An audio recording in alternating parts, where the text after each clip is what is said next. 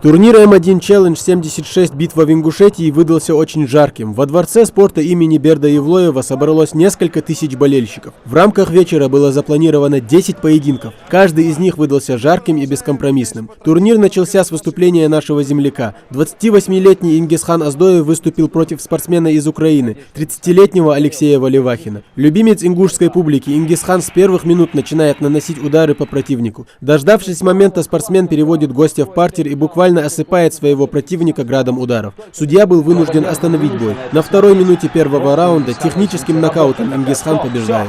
Тактика была такова, что соперника нужно было нокаутировать во втором раунде.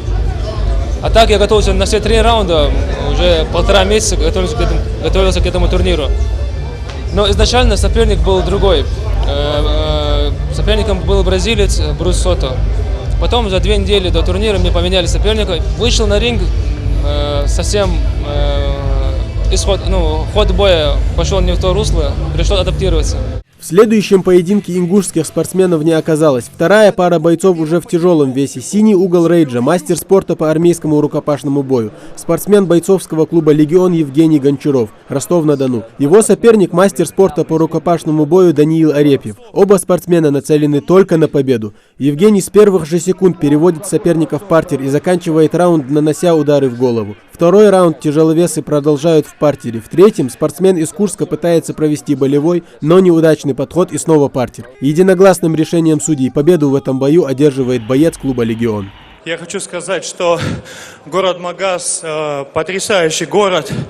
Я, честно сказать, был во многих городах России, но такой красоты нигде не видел. Потрясающе. Ингушетия просто лучше. Все бойцы отмечают в один голос. Поддержка болельщиков сегодня была просто великолепна. И победитель, и побежденный удостаиваются оваций. Спортивные принципы честной борьбы были соблюдены неукоснительно. И этот факт отметили болельщики своей ярой поддержкой каждому бойцу.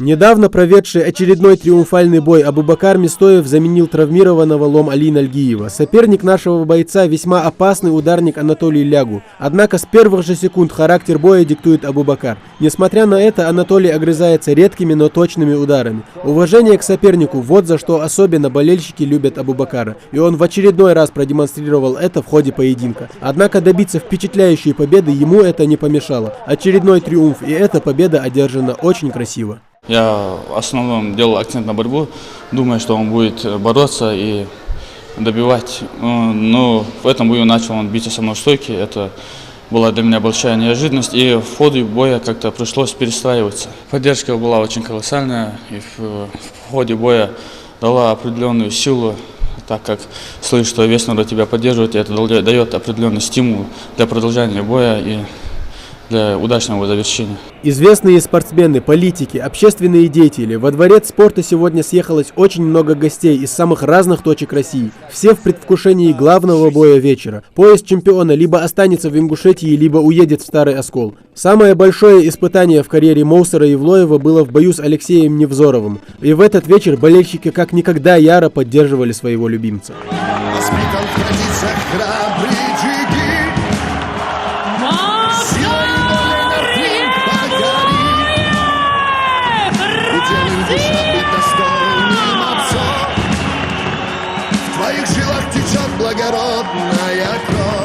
Овации удостоился при выходе в рейдж и второй претендент. Алексей Невзоров ко всем соперникам относится уважительно, и Моусер не стал исключением. Приметили этот факт и зрители во дворце спорта, так что можно с уверенностью сказать, культура поведения болельщиков у нас на самом высоком уровне. Моусер боец расчетливый и хладнокровный, Алексей тоже. В противном случае претендовать на титул они бы не могли. Оглушительный рев болельщиков гонит бойцов вперед с первого же раунда. Однако распределить силы на все 5, вот как готовились бойцы. И все же без точных ударов по корпусу и в голову не обходится. Моусер в первом раунде пропустил удар в печень, а Алексей был пойман на контратаке. Без явного преимущества прошел первый раунд. А уже во втором Моусер доказал, что у него не только работа в партере на хорошем уровне. Превосходный по исполнению удар с ноги в голову принес Моусеру титул временного чемпиона М1.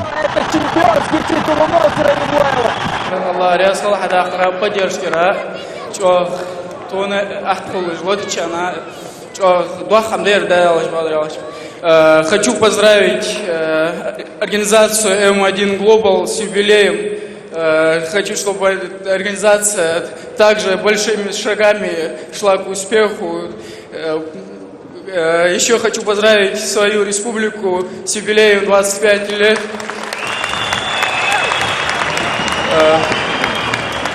Эту победу я посвящаю своей семье. Посвященный 25-летию Ингушетии, турнир прошел на высоком уровне. С каждым разом соревнования собирают все больше зрителей. А это значит, что ММА в регионе развивается как среди болельщиков, так и среди спортсменов. Сама культура проведения этих мероприятий тоже играет большую роль.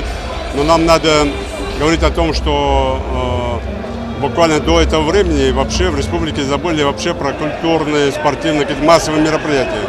Мы это все сегодня возродили, и, конечно, сегодня зритель по-другому подходит к вопросу. Мне сегодня приятно не столько, что они болеют за наших бойцов, мы всегда сумеем поболеть.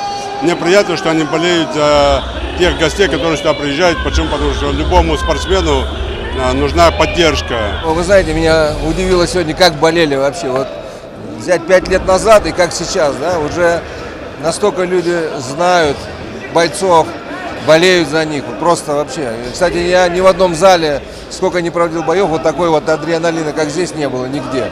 Все ингушские бойцы, заявленные на турнир, одержали красивые и зрелищные победы. Несомненно, впереди их ждут еще новые поединки. Ведь ММА в Ингушетии только набирает обороты. А пока уже второй среди ингушей за несколько месяцев пояс чемпиона будет радовать жителей республики. Поздравляем всю республику Ингушетия с этим замечательным праздником. Тамерлан Хамхоев, Исмаил Гатагажев, Новости 24.